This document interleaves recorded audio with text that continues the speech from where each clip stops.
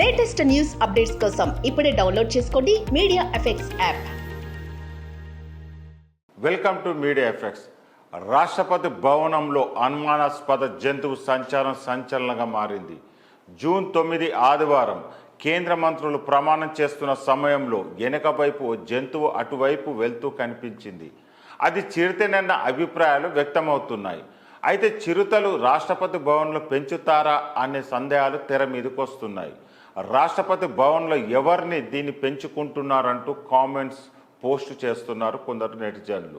దీనిపై రాష్ట్రపతి భవన్ నుంచి ఎలాంటి అధికారిక ప్రకటన వెలువడలేదు.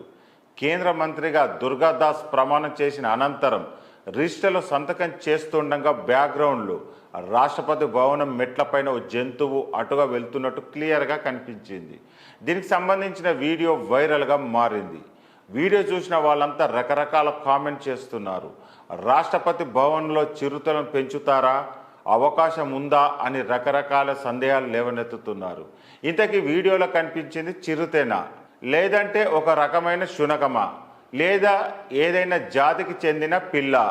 ఇలా రకరకాల ఊహాగానాలు వ్యక్తమవుతున్నాయి. మొత్తానికి ఇలా వచ్చి అలా వెళ్ళిన జంతువు అందరికీ పరీక్ష పెట్టింది.